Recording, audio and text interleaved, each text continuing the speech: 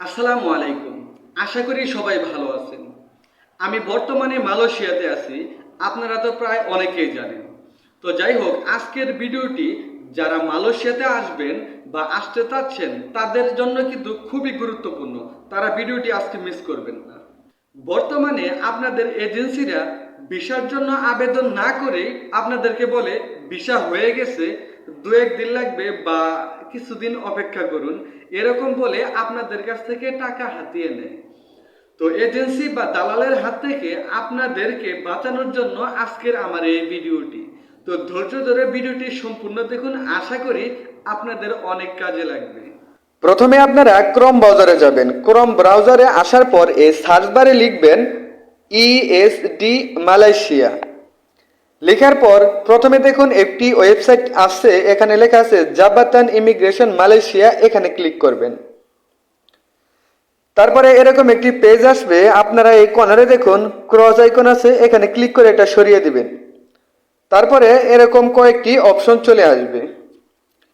ভাই, কাজের ফাঁকে অনেক কষ্ট করে আপনাদের জন্য ভিডিও বানাই। যদি ভিডিওগুলো ভালো লাগে অবশ্যই একটি লাইক দিবেন। অনেক কয়েকটা অপশন আছে, তো আপনারা চেক অ্যাপ্লিকেশন স্ট্যাটাস, এখানে ক্লিক হেয়ার, এখানে ক্লিক করবেন। তারপর এরকম একটি পেজ চলে আসবে। তো এখানে প্রথমে দেখুন পাসপোর্ট নং, তারপর কোম্পানি রেজিস্ট্রেশন নং। তো প্রথমে এখানে আপনারা আপনাদের পাসপোর্ট নাম্বারটি দিয়ে দিবেন। দ্বিতীয় অপশনটিতে আপনারা যে কোম্পানিতে যাবেন ওই কোম্পানির রেজিস্ট্রেশন নাম্বারটি এখানে দিয়ে দিবেন। আর এই রেজিস্ট্রেশন নাম্বার আপনাদেরকে তো অবশ্যই আপনাদের এজেন্সিরা দিয়েছে, আর যদি না দিয়ে থাকে সমস্যা নেই, আপনারা ক্রোম ব্রাউজারে বা গুগলে গিয়ে সার্চ করবেন আপনাদের কোম্পানির নাম। ধরুন আপনাদের কোম্পানির নাম বেলালটেক, তাহলে বেলালটেক রেজিস্ট্রেশন নাম্বার লিখে সার্চ দিলে ওখানে দেখবেন রেজিস্ট্রেশন নাম্বারটি চলে আসবে। তো ওখান থেকে কপি করে এখানে আপনাদের রেজিস্ট্রেশন নাম্বারটি দিয়ে দিবেন। তো আমি আমারগুলো দিয়ে আপনাদেরকে দেখাচ্ছি। তো প্রথমে পাসপোর্ট নাম্বারটি দিয়ে দেই। আমি আমার পাসপোর্ট নাম্বার ও রেজিস্ট্রেশন নাম্বার দিয়েছি। তারপর আমাদেরকে চেক স্ট্যাটাস এখানে ক্লিক করতে হবে। দেখুন রেজাল্ট চলে আসে, আমি একটু উপরের দিকে উঠিয়ে আপনাদেরকে দেখাচ্ছি। এখানে দেখুন 9 মার্চ 2025-এ আমার ভিসার জন্য আবেদন করা হয়েছিল। তো স্ট্যাটাসের জায়গায় এখানে কমপ্লিট দেখাচ্ছে। তো আমি আরও একটি পাসপোর্ট নাম্বার দিয়ে চেক করে আপনাদেরকে দেখাচ্ছি। আমারটা এখানে কমপ্লিট দেখাচ্ছে। তো দাঁড়ান, আপনাদেরকে বোঝানোর জন্য আরেকটি পাসপোর্ট নাম্বার দিয়ে আপনাদেরকে দেখাচ্ছি, তাহলে আপনারা ভালোভাবে বুঝতে পারবেন।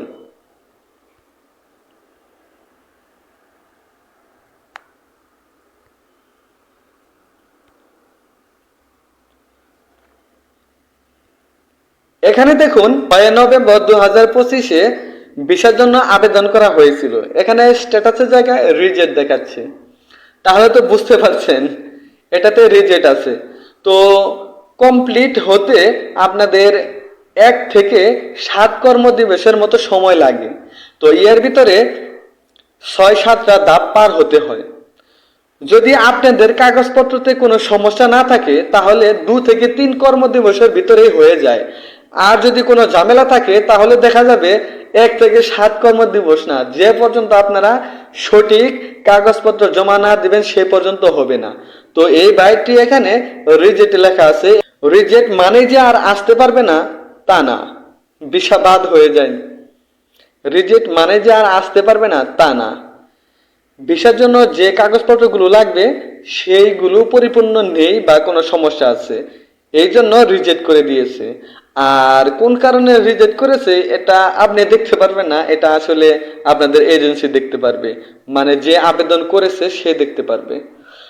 তো আরেকটি গুরুত্বপূর্ণ কথা বলে দেই, যারা নাকি অল্প দিনের জন্য মালয়েশিয়াতে আসবেন, যেমন ট্যুরিস্ট ভিসা, মেডিকেল ভিসা, তাদের আবেদন কিন্তু এখান থেকে করাও যায় না, আর তাদের ভিসার স্ট্যাটাসও কিন্তু এখান থেকে দেখা যায় না। এই ছিল আজকের ভিডিও।